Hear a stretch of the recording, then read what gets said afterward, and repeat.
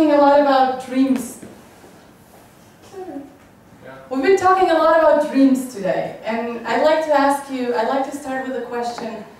How many of you still remember a dream you had when you were 14? Now, I'm not talking about a dream of becoming a garbage man, so you could ride at the back of the garbage truck. No, I'm talking about a dream of naive omnipotence, when you thought anything was possible. When I was 14, I wrote down my life mission, and it was this: leave a trail. Of course, back then I thought by the time I'm 24, I'd be a published poet, a successful businesswoman, mother of 2, and changing the world. I'm 24 now, and the closest I got to publishing anything is Facebook status. I just graduated, and I hardly find the time to see my boyfriend, let alone make babies. But the mission stays an important part of who I am and what I do. And these are the 2 stories I'd like to share with you today. How I got to be who I am, and how I got to do what I do. Starting with the first one. I've known for quite a while I was born to be a soft skills trainer. My mom being a doctor, and my dad being an actor, it just seemed like the perfect career choice. It's all about helping people, but you still get to stand in the spotlight.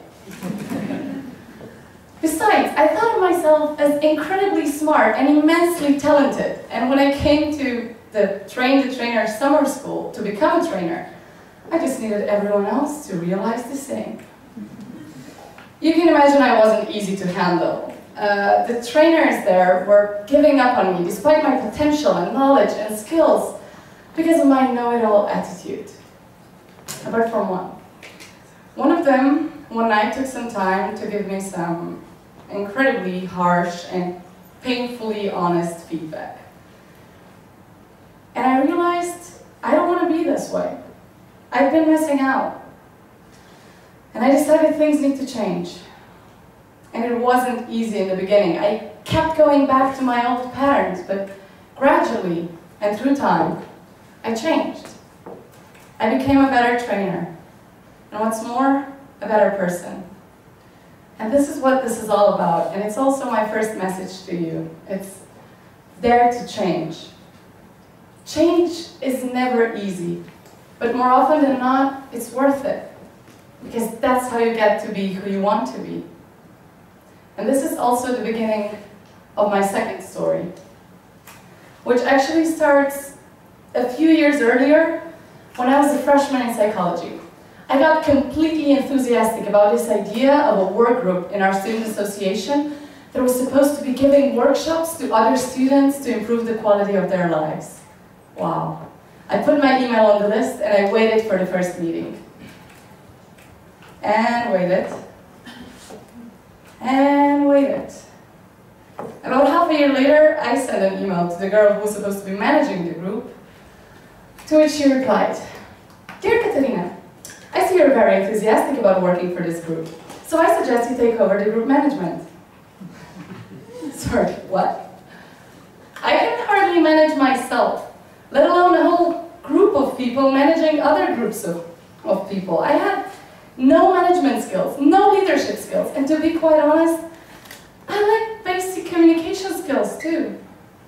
But it seemed like there was no one else, so I had the choice between letting this amazing idea die or taking the challenge. So I took over. Was it easy? Far from it. Very soon I realized the group had but one member, myself, and that nothing has been established. In fact, the group didn't even exist. So my initial response was, what did I get myself into? Which I then later reframed into, I have all the freedom in the world. And I think Wusha would be proud of me because I took that freedom and I made every mistake possible in managing groups, which was frequently pointed out to me, especially by one of our assistant professors, who once told me in an association meeting in front of everybody, "Katarina, I'm not sure about your definition of a group, but in my world, a group has more than one member." that being a year and a half into my mandate hurt. And it wasn't motivating. But I realized that something needs to change. Well, fortunately, that was at exactly right moment, because then the Train the Trainer summer school happened, and my big change happened. And it gave me strength and motivation, because I wanted other people to experience something this powerful. So I decided to organize my own Train the Trainers. And I worked days and nights to make it happen. And then, on the day of the event, I woke up with a fever of 39 and something, and voiceless.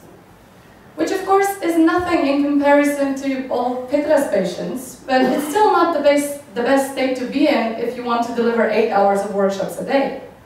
So I called one of the trainers and I told him, I can't.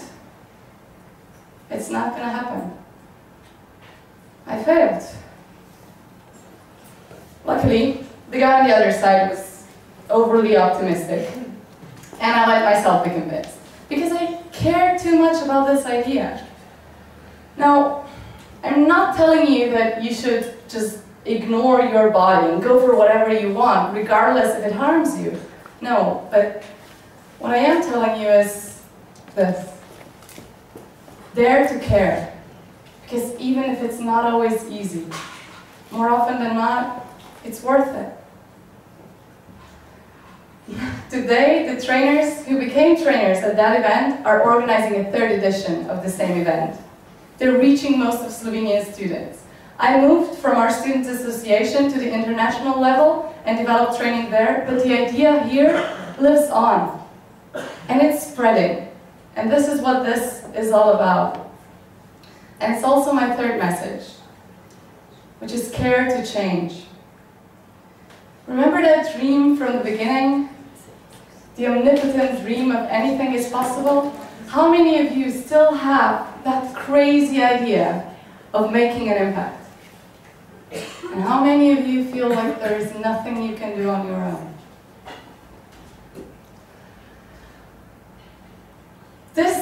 Look around yourself. This is an opportunity for you.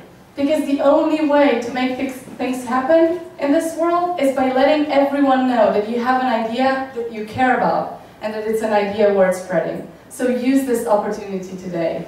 Look around yourself. This room, this auditorium is full of people crazy enough to believe they can still change things. And this is a quote from the Berlin Wall. Many small people who in many small places do many small things can alter the face of the world. Now, finally, from dreaming big, I'd like to invite you back on Earth. It's tough times we live in. People are homeless, jobless, sleepless, dreamless, lifeless. When I was 14, I thought by the time I'm 24, I'd be a published poet, successful businesswoman, mother of 2, and saving the world. I'm 24 now, and I haven't done anything. Though, I guess having a job sort of counts as a successful career nowadays.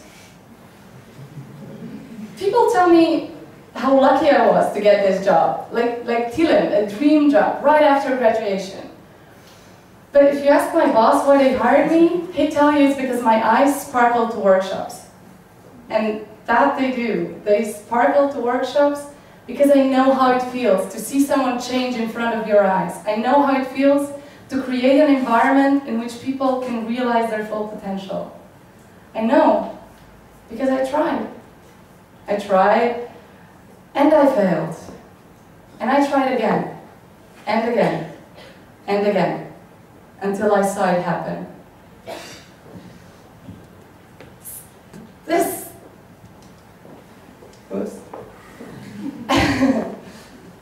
So when I got this opportunity in AP Consulting, I was ecstatically happy, but I wasn't that surprised because looking back, every step I took brought me directly to where I stand right now. Think about the steps you're taking. Are they leading you to where you want to end up? doing what is required is not nearly enough. People say, take the chance, grasp the opportunity. I dare say grasping opportunities doesn't do it either. The people who succeed in life nowadays are the ones who create opportunities for themselves. Sitting on your ass and waiting for a train to pass is the strategy of the past. Unless, of course, you're an adaptive skier, in which case, way to go. But unless the trail you want to leave behind on the vast sand shores of time is the eternal print of your behind, get on your feet and make up your mind. Don't let a dream die just because there's nobody else to care about it. Dare to care and care to change. Thank you.